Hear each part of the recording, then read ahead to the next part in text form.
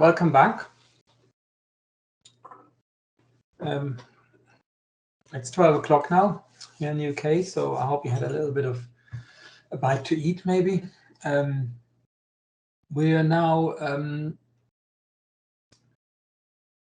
getting into the last hour of the webinar, and I'd like to introduce Rachel Whittles, who is also from the University of Huddersfield, and who will talk about her own practice and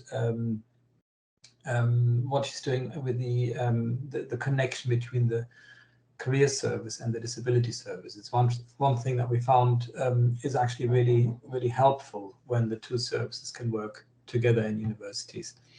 And again, I think we have a case study for that, for someone who has who came from a disability support background and then moved into careers advice. So I'm very excited and curious to hear what Rachel has to say about it. So Rachel, are you there? I can't see all the... Yes, I'm here. I'll just share my screen. Okay.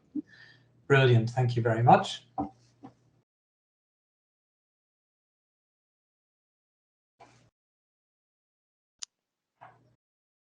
And hope it works first time. Can somebody just confirm they can see it? Yes, I can see it. Brilliant. So thank you for attending this session. As Mark said, my name is Rachel Whittles, and I'm one of the disability advisors at the University of Huddersfield. And I've been asked to share my experience of some joint working between our careers department and disability services. I've worked at the university for 23 years, and I've got particular interest in supporting students with autism. I've had lots of experience of autism from both a personal and professional level. I co-run an autism lunch group at the university, and I've got two neurodiverse sons. My eldest son was diagnosed with autism at the age of 5 and is currently in his final year at university, which also means I can't pretend to be 21 anymore. I'm happy to answer any questions at the end, and my slides are notoriously text heavy, so I can share the slides and they will stand alone without any additional narrative. So the University of Huddersfield is a North of England university, and it's got approximately 23,000 students. We currently have 1,955 students registered with disability services, and of these 131 have declared autism or a social communication difficulty. Currently, to support our autistic students, if they have shared a diagnosis at the application level, we will contact those students and ask them to register with disability services. If the student requires support, we create a personal learning support plan, and that's developed with recommendations for adjustments for study and is sent out to the tutors and module leaders. We will encourage students to apply for disabled student allowance, or if they're not eligible for this, we do an assessment internally. As I said, I co-run an autism lunch group, and this gives further support for our students with autism. It's a place to have lunch in a quieter environment, an opportunity to ask questions about academic and student life, and to meet other students who have also got autism. So the beginning of cohesive working with myself started at an away day where I was talking to a colleague who similarly was interested in providing a more cohesive support system between our services. Previously, disability support had been ad hoc in terms of career support and was more based on anecdotal comments and advisors noticing that students needed this kind of support. At this time, we've got a new director in post, and he had a focus on strategic provision and collaborative working. So this gave us an opportunity to start this new work. We'd also had a customer complaint from an autistic student who didn't feel that the adjustments were available to support him in his journey through careers. And this gave us buy-in at management level. And as I said, we'd got other anecdotal evidence from our disability appointments and from students within the autism lunch group. We also knew there was national evidence of very low employment rates for autistic people. So we started a strategic plan to support disabled students who were seeking support via the careers service. So we looked at all disabled students initially. to look at the areas of specific need. We held focus groups, 2 focus groups with disabled students. We sent out a survey to all students who declared a disability. We also held focus groups with career staff, and we had 2 in-depth interviews with autistic students who'd had recent or past work experience. So we had 139 people who responded to our online survey, and one of the questions was, if the university ran an event with employers for disabled students at the end of the year, would you be interested in attending? And 65% of the respondents wanted a specific event.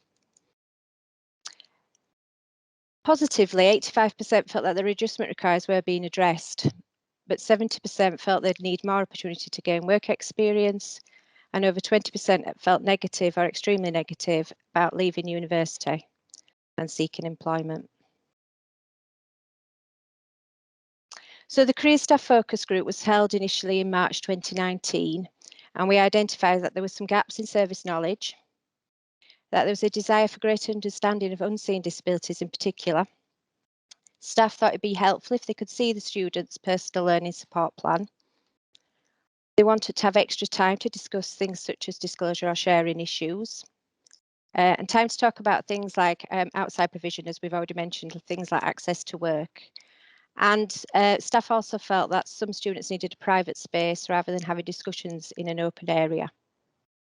And straight away, disability service staff delivered some initial training following these findings. So we held 2 student focus groups, as I said, and it was split into 3 sections: careers appointments, work experience, and careers events. For careers appointments, students felt that they wanted specific careers advice. They wanted to have longer appointments so they could have the opportunity to have things explained further. And they felt that staff needed to have some more training so they didn't feel that they had to explain their difficulties if they had them. We also saw that some students were hesitant to use the service because they didn't know how much the service understood people with additional needs, and they wanted to have discussion, not be questioned.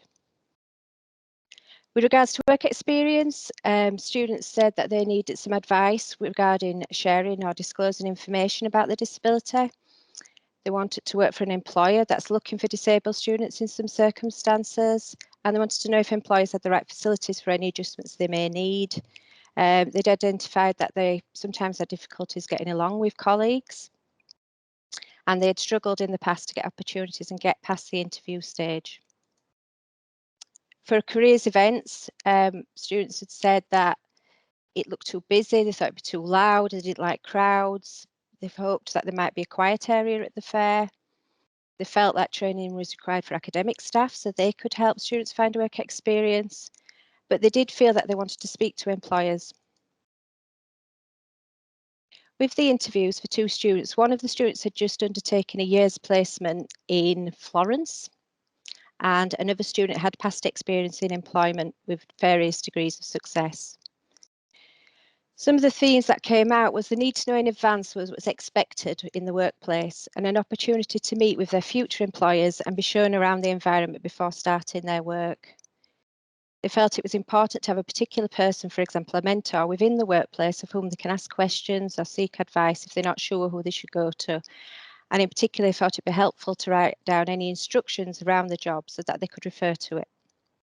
And they also stated that it was useful if the managers were direct about what was expected. So following on from our findings, we held our first workability event in June of 2019. And then sadly, because of the pandemic, we had to repeat it online. So we did do a shorter version. The first event, we had 30 students who signed up and 13 attended, and all the student feedback stated that the event was useful. Throughout the event, we held sessions on applications and interviews, disclosure and reasonable adjustments, managing stress in the workplace, and doing well at work. We also had a very successful question and answer panel where employers and former students were asked questions, and the abilities of and selling your abilities was very much promoted. We then looked at our careers appointments for disabled students, and we started to share students' information of the disability and the impact of the disability via the personal learning support plan. so career staff were able to view these sections. In addition to this, we also added a careers section to the personal learning support plan, including adjustments such as longer appointment needed, that the student would need a quiet space, that some students would require notes typed up at the end of the session so they could go back over the information, and in some cases students would need access to support workers. We also started to ensure that career staff had training to discuss particular needs of disabled students, particularly with in relation to sharing information to employers and finding suitable employers, and most importantly of all, making sure students are highlighting their abilities. We started to have a quiet half hour at the beginning of the annual careers fair. I was present at this, and the students would come in, the employers were told that the students were students that had declared a disability, and I would take the students around if needed, and it proved to be very popular.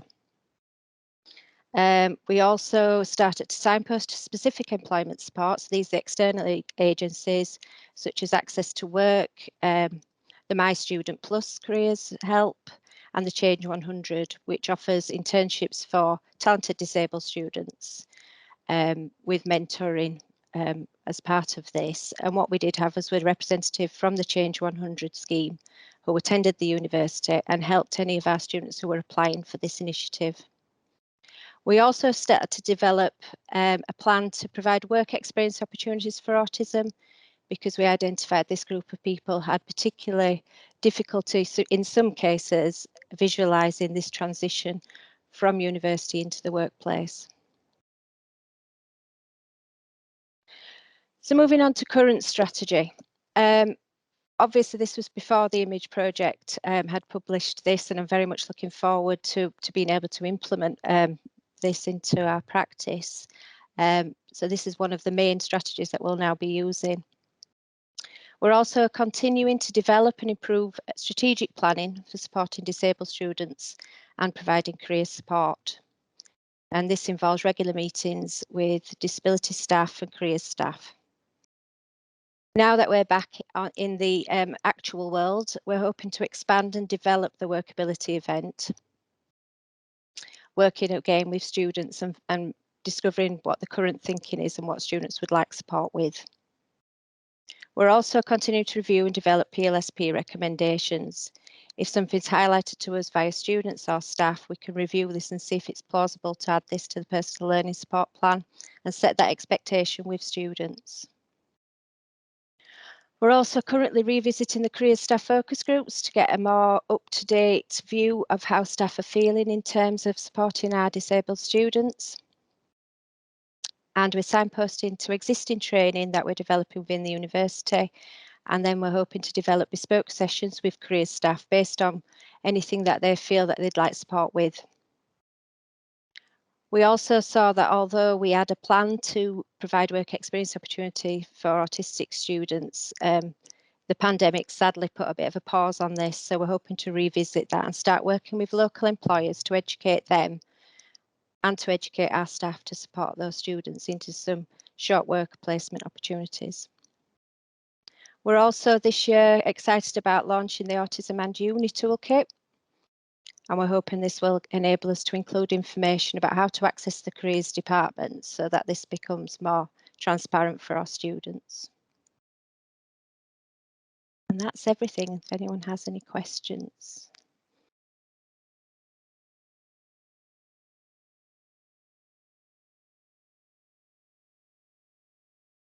Rachel, there's one question in the chat that was asking about the workability event. Yes. And when it was delivered online the second time, was the attendance any higher? It was about the same, actually. I haven't got the figures right. Well, definitely can't store anything in my head anymore, sadly. We did shorten the event because we felt that attention wouldn't last as long. So it was about the same. I don't think the panel event, I would say, actually probably worked better. I think the panel event gave the opportunity to ask questions via chat, and students seemed more, it's very difficult because you're working with a different cohort, so you've got different variables, haven't you? But I still think the in-person event gives us more scope, and we have kind of highlighted, it's something that I'm researching at the moment, that particularly for students with autism, online can be more difficult for various reasons. I'm just going to have a drink. Sorry. So I'd say similar figures would be the very short answer, Claire. Thank you. There's lots of interest in the chat, Rachel, which is brilliant. So another question was around, were students expect to stay the full day of the workability, or could they dip in and out? Not at all. Debbie's shaking her head because Debbie's involved in this workability event as well. She's one of our careers consultants. So what we asked students to do was sign up for the workshops. So we had an introduction and a start, and then the students signed up to each of the workshops, and they could go to all of, well, they could go to each one in turn, but they didn't have to attend it all. And no, the expectation wasn't that they, I mean, it was brilliant if they could stay for the whole event, but they could come and go as they wished, and they were told that. And what we did with the questions was, for the in-person event, we asked students if they didn't want to ask them to write them down on post-it notes, and we asked on the students' behalf as well. And sorry, we also emailed the students to ask if they wanted to ask questions, and that was same for the online event as well. Sorry, Debbie, did you want to say something? Yeah, just saying, I thought what was interesting is that this, it was about, they stayed for the whole 3 hours. Hardly anybody dropped out, No. which we thought was interesting. For the online one they did, yeah. Yeah, and the employer panel was a mixture, wasn't it, of both employers and recent graduates and employers. We also had Kickstarter people that we recruit on a regular basis as part of their professional development, as part of the training. So it wasn't just for students and graduates, it's actually for staff as well, wasn't it, Rachel?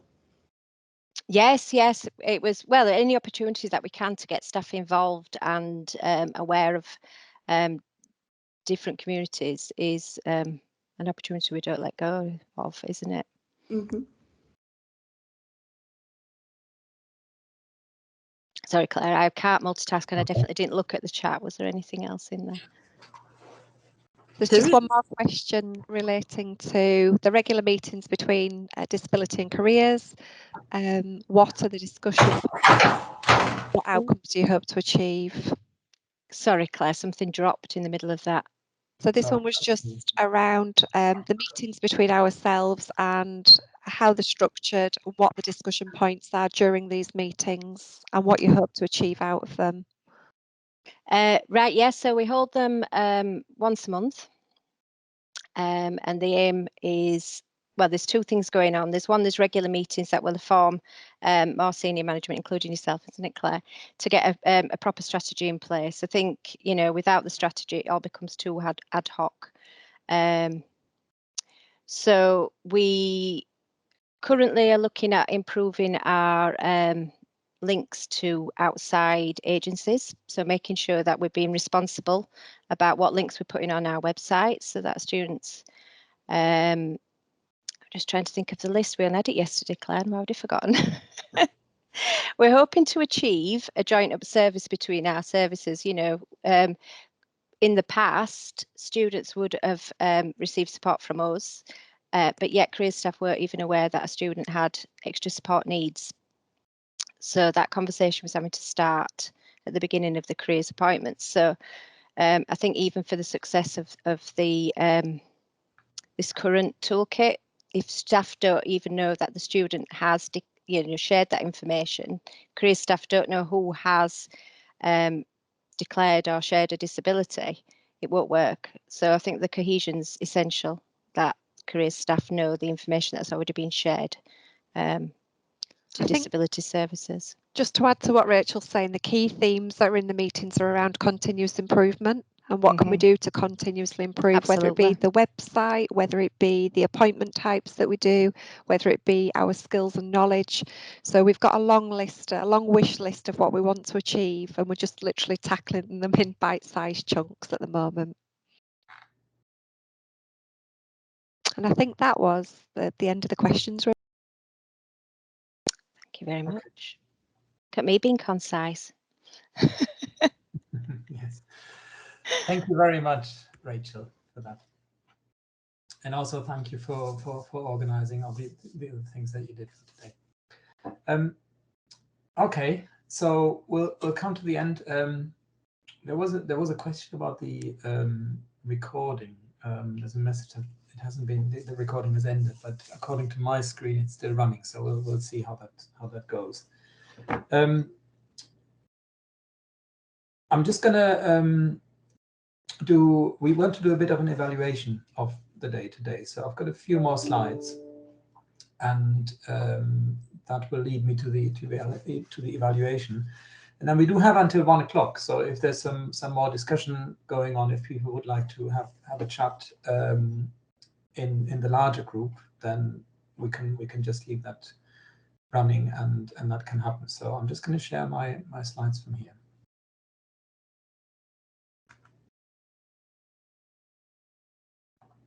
Which means I will disappear again.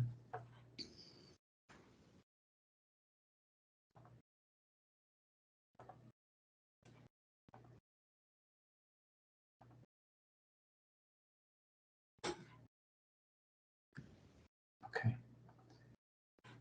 And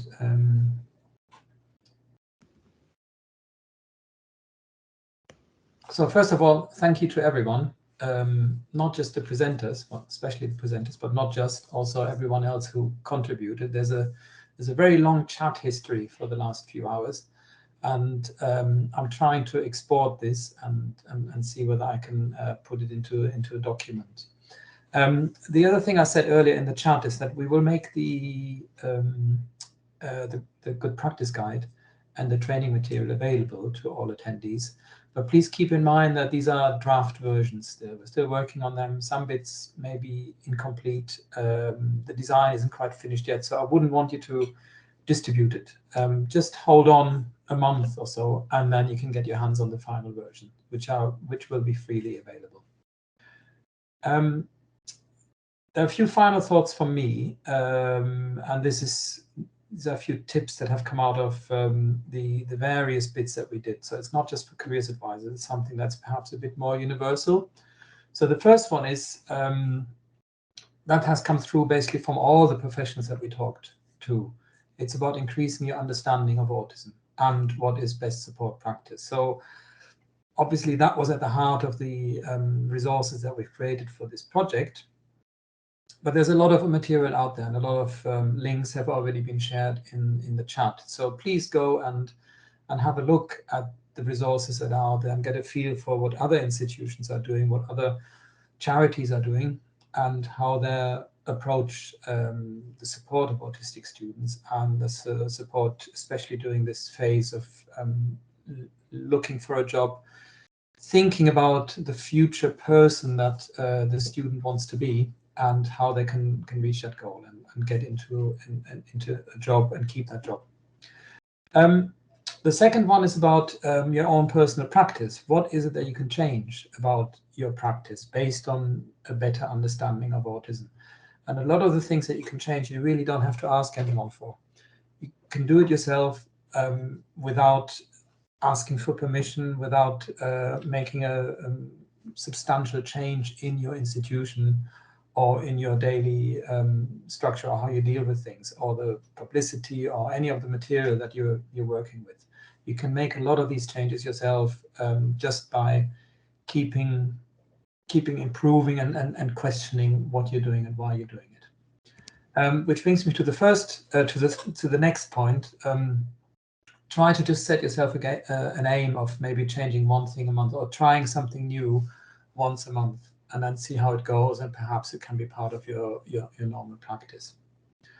So this is a bit bringing in a bit of behavior change theory that actually, if you make small gradual changes, it can lead to something really big and impactful.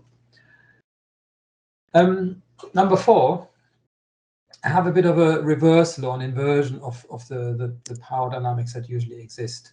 Go to some of the people who you supported in the past and ask them what they would have liked to have at the time when you supported them. So this is not a criticism of the practice that you have at the time. It's more thinking about what are the services, the advice, the practice that would have made it even better at the time. So if you know of any autistic graduates that you could still get in touch with, just ask them and see what, with hindsight, what they might have missed at the time, and how you can perhaps include this in the advice that you give now to the new students. Look at what other people do, and I think this links in very much with what Rachel said. The careers advice department can certainly learn something from the disability support department, and vice versa. And there may be other areas within the university who also have a really good support structure and policy in place for supporting students with disabilities, and particularly autistic students, that you may not know of. So listen around, talk to other people in the university who you would normally talk to. Which brings me to the next point, try to break down the silos that inevitably, I think, exist in such a large organization. I don't really know what other people do in my own school, in a different part of the school. So I have to make a real effort to find out. And I'm sure there's a lot of activity that's duplicated, and a lot of expertise that is untapped into, because you don't know that these people exist and the brilliant work that they do. Number 7, which kind of works against this, share what you do and share what you know, not just with your immediate colleagues, but also with other people in the university. And there is this idea of being a bit of an ambassador, becoming an autism ambassador. And I think ambassadors are most effective and impactful if people know that they exist. So put something in your email signature that tells other people that you know about supporting autistic students or supporting disabled students. Don't just put the general corporate blurb in that is expected of you, but say something about the specific interests and skills that you have, because that is likely to be picked up, and someone at some point will remember and perhaps ask you for your valuable advice. And number 8, this was mentioned a few times today. Whenever you think about how you could improve your service, involve your current autistic students or past autistic graduates and ask them, and make sure that they become part of that change and become part of that review of your practice, your institution's policies, or whatever it is that you want to review or think about. Get autistic people involved in the process. And finally, be persistent in what you do. So sometimes these things just can't happen immediately, and it's easy to just say, okay, well then I'll just not pursue this anymore. But I think we all know that persistence is something that pays off in the long run. So sometimes it's worth being a little bit annoying to other people, as long as you do it politely, and see what kind of change you can make. Yeah, so that's my list of things that came out of a lot of the different discussions and the material that we've put together. Okay, finally, I would like you to take part in a little evaluation of the event. So I hope this still works. These links expire after a couple of days. So if you go to menti.com and enter this code, you should see a prompt for a survey. And I'm going to do the same from here.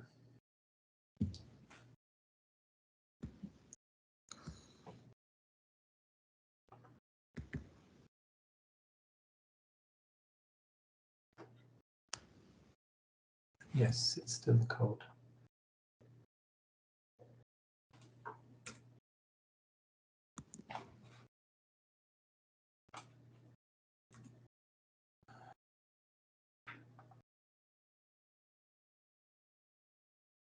Okay, so I think can you see the page with the logo now, with the image logo? Oh yes, good. So as you enter information, this should become available here. So please, can you do that?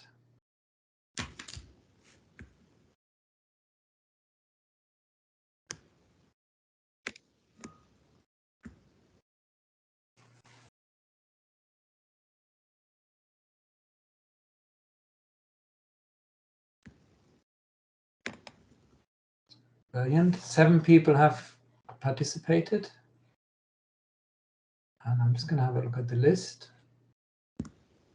41, so there's still 31 to go.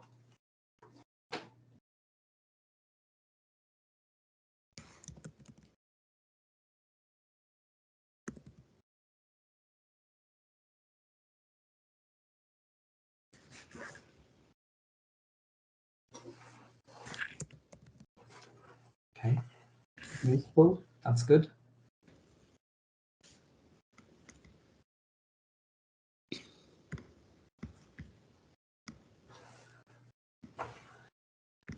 Thought-provoking, that's great too.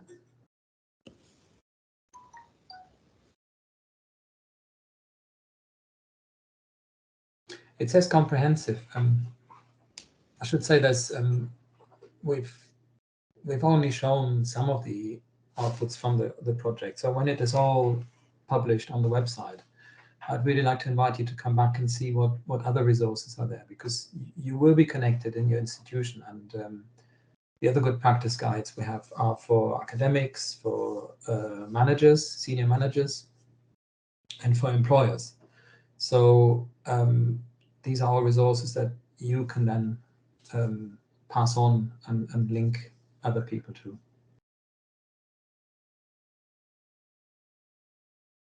Great. So this will stay open. If you want to add some bits while we're talking, that's fine. You can still add things to it. And there's a second part to it. Let's see whether we can make 30. Yes, 30, very good. Let's see whether we can make 35.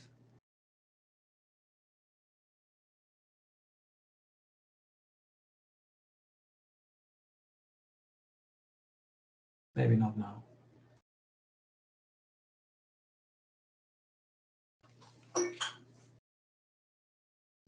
So this is good. This is very helpful. Thank you. It'll also help us explain to the funders what we did with the budget that we got for organizing this kind of event, and whether it was useful. Okay, so I'm going to move on to the second slide.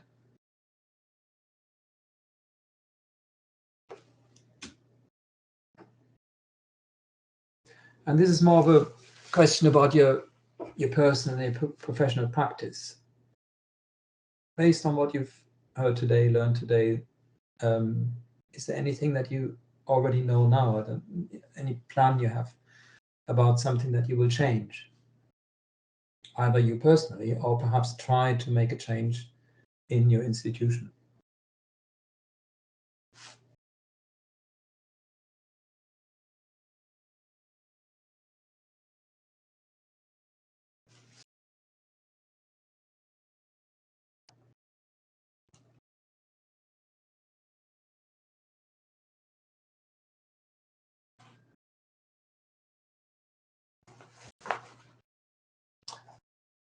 All right, that's great. So the first one there, I think that was inspired by Rachel's talk.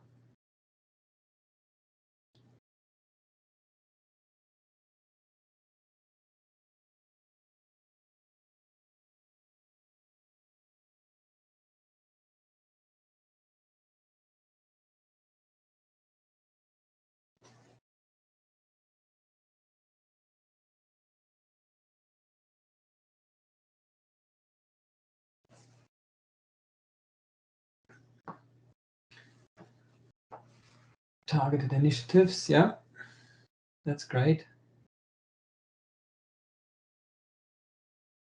And getting autistic students involved, get their thoughts and feedback, yeah.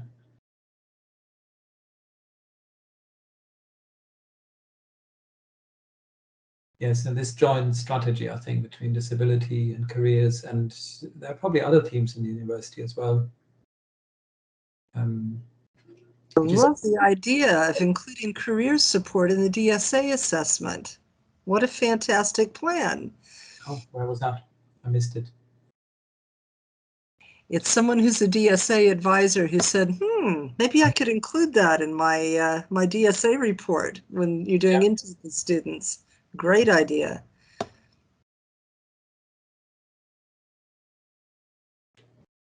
One of the things we did do was see if we could use the students' mentors that was provided through DSA to help guide them through the information that Careers Service had given the student. We just have to make sure that it's come under the remit of what DSA allow. But it was an opportunity for the students to have extra time to go through what the expert advice had given. So.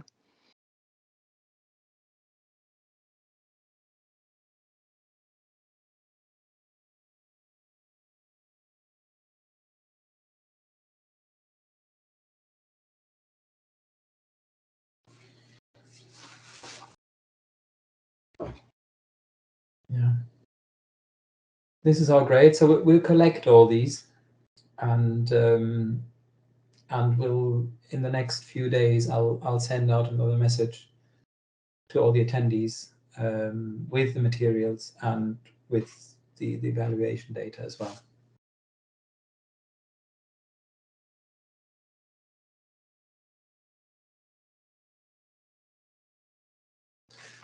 Right. So I think I'll leave that running in the background, and I'd just like to thank everyone again